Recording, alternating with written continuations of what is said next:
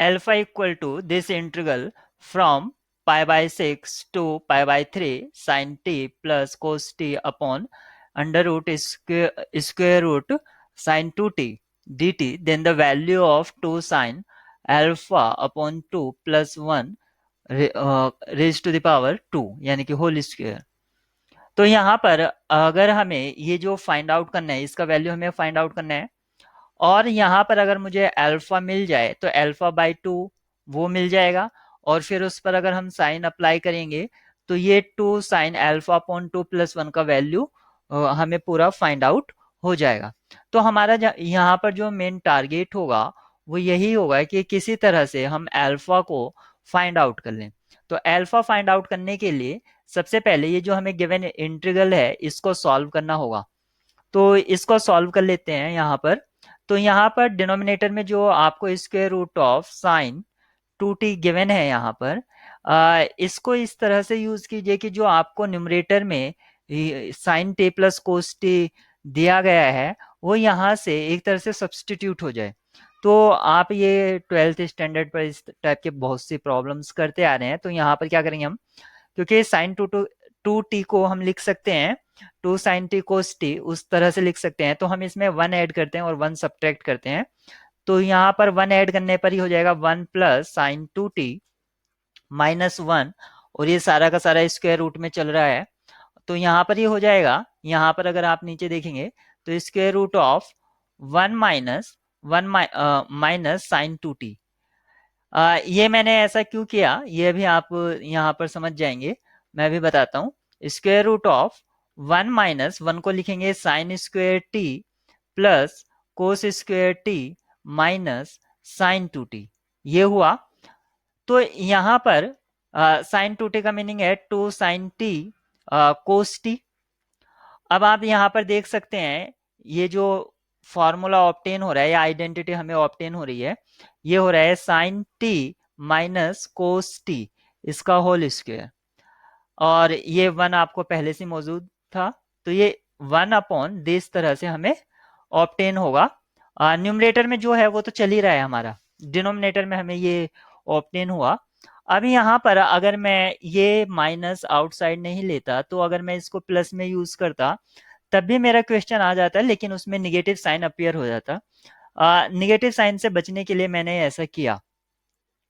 अब आप इसको sine t minus cos t को आप लेट कर लीजिए, sine t minus cos t, आप इसको कुछ भी लेट कर लीजिए। सपोज करिए इसको मैं z लेट कर लेता हूं, तो ये हो जाएगा डेरिवेटिव कोस टी, और कोस का डेरिवेटिव साइन टी नेगेटिव, तो वो टर्न हो जाएगा पॉजिटिव में। यहाँ पर sine t d t equal to d Z.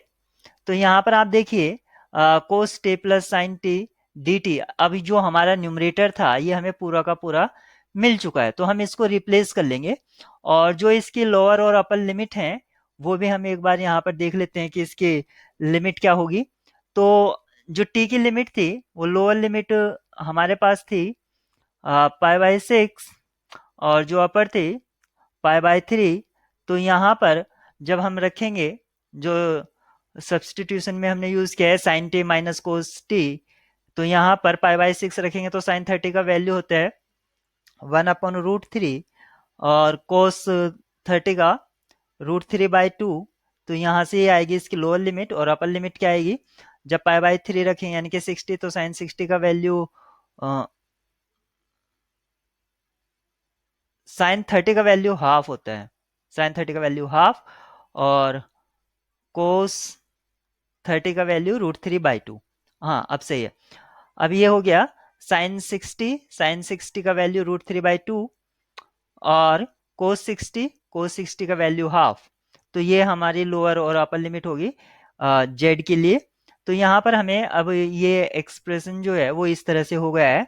जो लोअर लिमिट है वो हमारी हो गई है 1 माइनस रूट 3 बाई 2, इसको मैं थोड़ा ये, और जो अपर लिमिट है वो हो गई है रूट 3 माइनस 1 अपॉन 2। तो यहाँ पर सिर्फ देखेंगे आप निगेटिव का डिफरेंस है, और जो था वो पूरा का पूरा डी जेड से रिप्लेस हो गया था न्यूमरेटर, और यहाँ पर हमें जो ऑब्टेन हुआ है वो हुआ है 1 माइनस इसको तो हमने जेड बोल दिया, तो ये हो गया जेड स्क्वेयर। तो ये हमारा इस तरह से अब जो इंटीग्रल है वो ट्रांसफॉर्म हो गया है, जो हमारा वैल्यू था अल्फा का। तो अल्फा इक्वल टू, अभी यहाँ पर ये जो बन रहा है 1 upon square root of, sorry, 1 upon square root 1 - x² type का बन रहा है dx। तो ये जो होता है, ये किसका इंटीग्रल होता है, साइन इनवर्स x का। तो यहाँ पर ये हो जाएगा साइन इनवर्स z, और z की जो लिमिट्स हैं वो लोअर और अपर यहाँ पर लेगी, l लोअर के लिए और अपर u के लिए मैंने यूज कर लिया क्योंकि लिखने में थोड़ी परेशानी होगी। मैं पुट करता हूँ साइन इनवर्स z। तो यहाँ पर ये हुआ। अब सिर्फ मुझे इसके लिमिट्स यूज करनी है। तो अल्फा इक्वल टू इसके जो अपर लिमिट थी वो क्या थी, अपर लिमिट थी हमारे पास, तो ये हो जाएगा साइन √3 - 1/2 और माइनस साइन इनवर्स 1 - √3/2। ये मेरा अल्फा का वैल्यू यहाँ पर हो जाएगा। अब आप देखेंगे ये जो यहाँ पर इसका है सेम वही है लेकिन निगेटिव के साथ है। अगर एक मैं निगेटिव ले लूं, अगर मैं इसको निगेटिव इसका आउटसाइड ले लूं, क्योंकि साइन इनवर्स माइनस थीटा जो होता है वो होता है minus of sine inverse theta. तो यहाँ पर अगर मैं निगेटिव आउटसाइड ले लूंगा तो ये हो जाएगा साइन इनवर्स √3/√3 - 1/2, और ये टर्न हो जाएगा पॉजिटिव में, और ये है हमारा साइन इनवर्स √3 - 1/2। ये हमारा अल्फा का वैल्यू हो गया। अब आप यहाँ पर देखेंगे ये सेम है, तो ये दोनों ऐड भी हो जाएंगे, यानी कि alpha equal to 2 sine inverse √3 - 1/2। ये वैल्यू हो गया अल्फा का। लेकिन हमें जो फाइंड आउट करना था वैल्यू, वो हमें फाइंड आउट करना था साइन, ये हमें जो फाइंड आउट करना था ये 2 साइन α/2 + 1 का होल स्क्वायर, ये हमें वैल्यू फाइंड आउट करना था। तो यहाँ पर तो हमें जो मिला है वो अल्फा का वैल्यू मिला है, तो इसको मैं 2 से डिवाइड कराता हूँ। तो ये यहाँ पर ये वाला 2 कैंसिल आउट हो जाएगा क्योंकि 2 से डिवाइड कराने पर। तो ये α/2 हो गया। अब मैं इस पर साइन ऑपरेट कर दूंगा, तो यहाँ पर ये क्या हो जाएगा साइन ऑपरेट करने से, तो ये sine sine of sine inverse this, तो साइन α/2 इसका जो वैल्यू होगा वो √3 - 1/2 ये हो जाएगा। और फिर यहाँ पर 2 से भी मल्टीप्लाई कराना होगा, तो यहाँ से 2 से मल्टीप्लाई कराएंगे तो ये डिनोमिनेटर का कैंसिल आउट हो जाएगा, तो ये वैल्यू आ जाएगा √3 - 1। फिर हमें इसमें प्लस ऐड करना है, तो ये मैंने प्लस ऐड किया, तो यहाँ पर मैंने +1 ऐड किया, तो अब ये कैंसिल आउट हो जाएगा। स्क्वायर करना है, तो बोथ साइड मैंने स्क्वायर किया, तो √3 का स्क्वायर किया, तो यहाँ पर 3। तो आपसे जो पूछा गया था कि इसका जो वैल्यू होगा वो क्या होगा, तो यहाँ पर आपको जो इसका वैल्यू मिलता है वो 3 मिलता है।